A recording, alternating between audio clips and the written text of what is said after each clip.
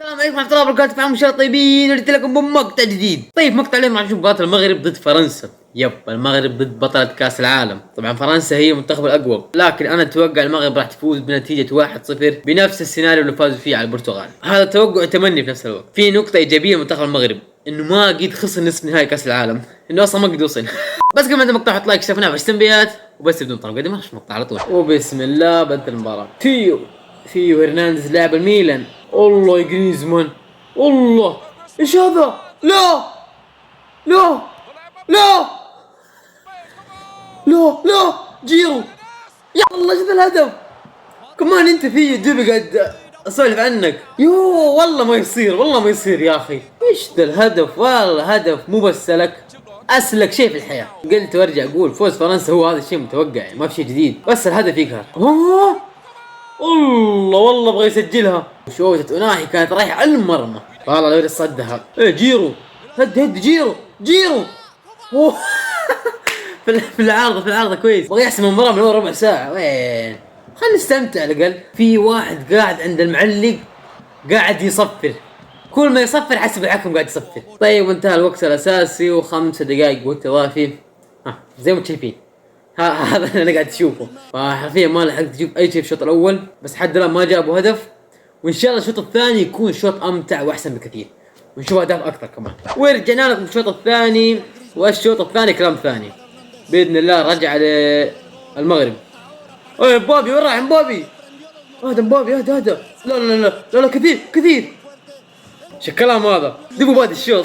مبابي رهيب، وفي احتمال ياخذ الكرة الذهبية إذا فرنسا فازوا بكأس العالم، وإذا باريس ياخذوا الأبطال في احتمال كبير ياخذوا الكرة الذهبية. شوف الجمهور، يا سلام، الجمهور طرب. هذه نقطة تنحسب المغرب، إنه منتخب المغرب يلعب في أرضه بين جمهوره. لا شوت، لا يشوت وبرا.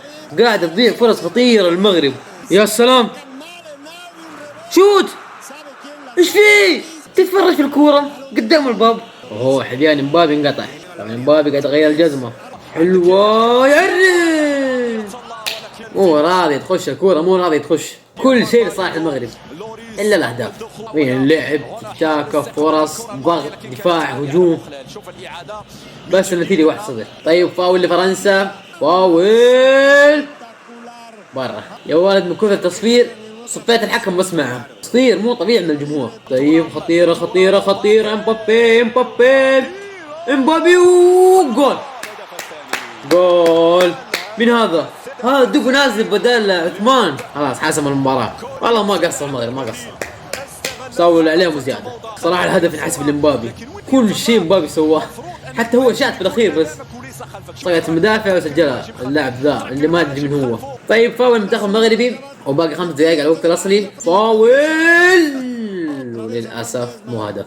مزراوي لاعب البايرن وناوي يعرف. حلوه، شوتوا في يد الحارس. متسلل صح؟ متسلل يلا. وانتهى الوقت الاساسي و6 دقائق وقت اضافي. لا تبكي يا صغيري، لا تبكي يا صغيري. قاعد يبكبك. شكله منتخب المغرب كله يبكي اليوم. اوه مبابي، الله يستر من مبابي ذا. والله الكبري مبابي الله. ايش يسوي مبابي؟ يتمشى يا ولد. شوف مبابي اعطاه كبري مراوح. يعدي والله يعدي. عرض تخش في الحارس، كان عرضت من بدري. صفر يا حكم، صفر الحكم، ورسميا فرنسا الى نهائي كاس العالم. لكن لازم دوك تحية منتخب مغربي، ما قصروا. اول منتخب افريقي يوصل لربع النهائي والنصف نهائي كاس العالم، ما قصروا.